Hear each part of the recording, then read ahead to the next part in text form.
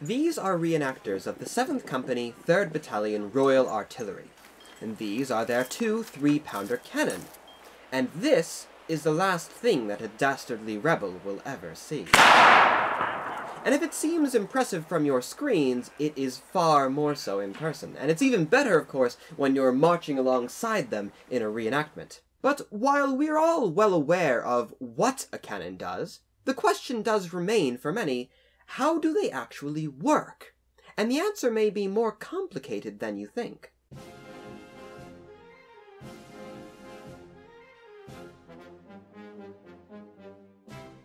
Now, I usually find that a good way to describe a cannon to the public is that it's basically just a much larger musket, but this is very much a short-form answer because while the basic principles of a cannon are largely the same as a musket, the process of safely firing off these much larger pieces is, understandably, far more complicated. So let's go over all of the necessary steps in actually firing a cannon.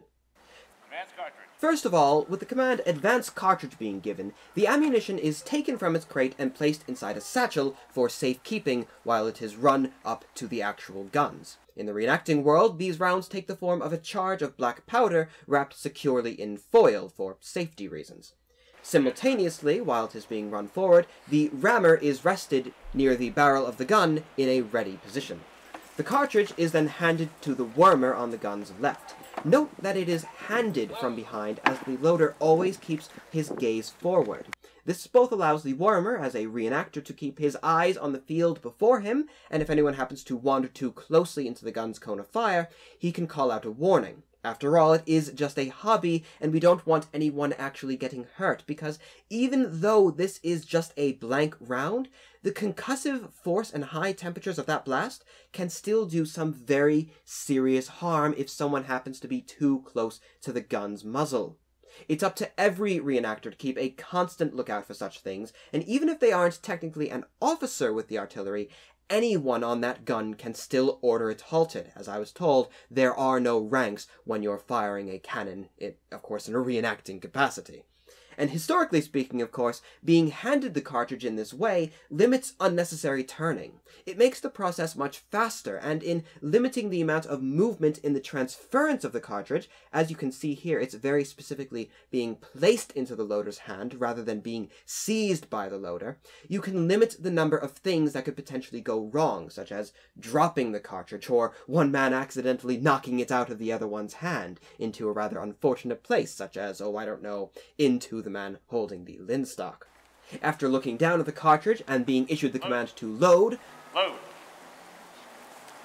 the wormer places the cartridge inside the barrel of the gun.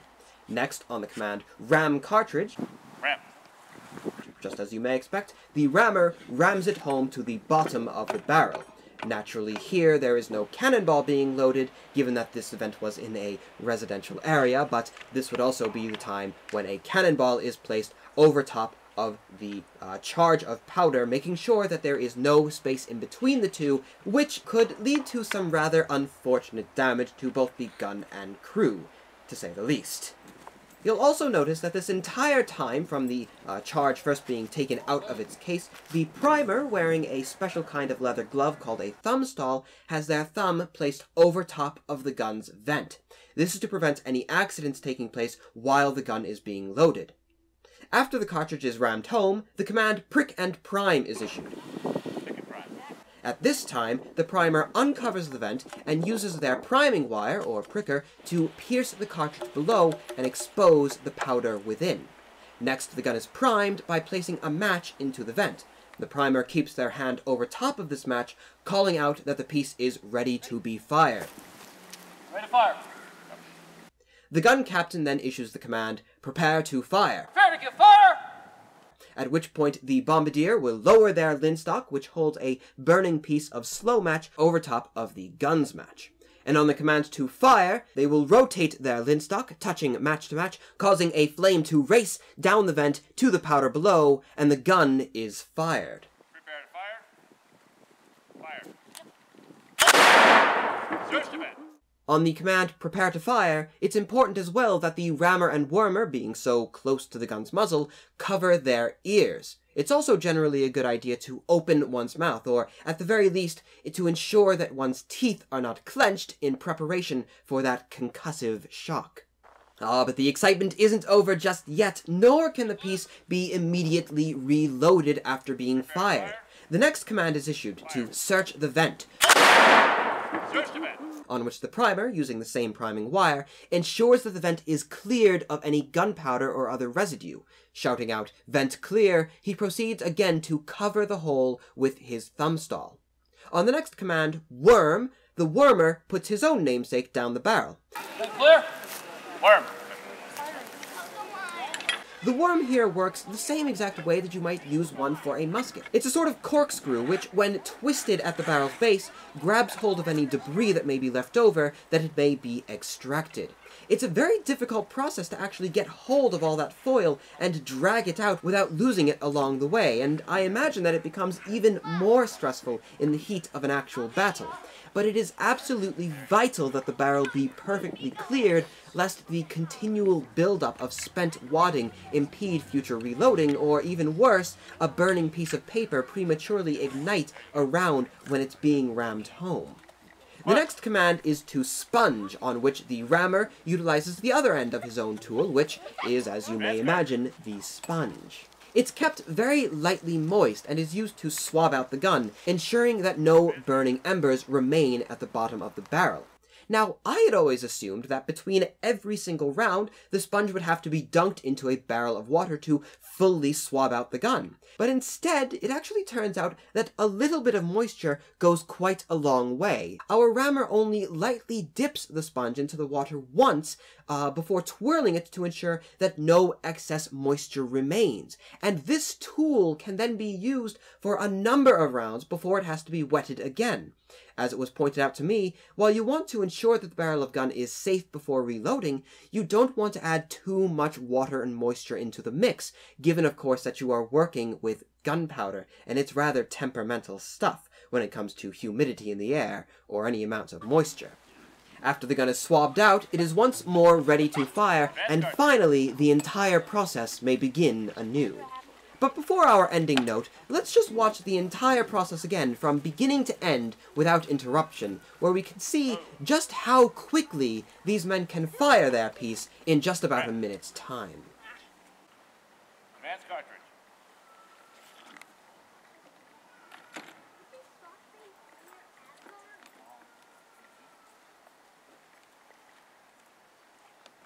Load.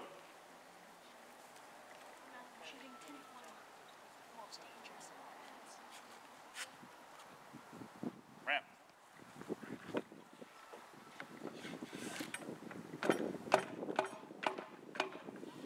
Ticket prime.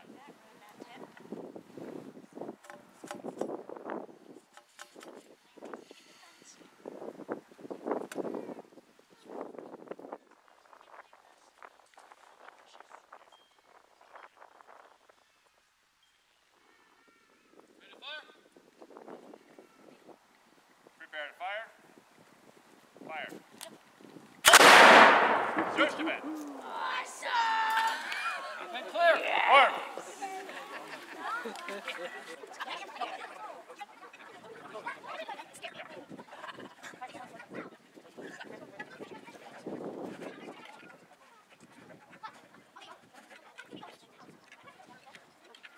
There you go. Hang grab. Sponge.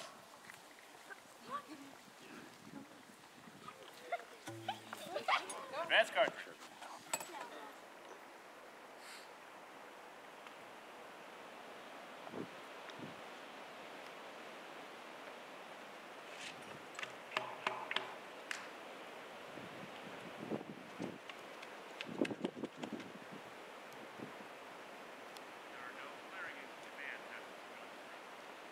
Ready to fire. Prepare to fire. Fire.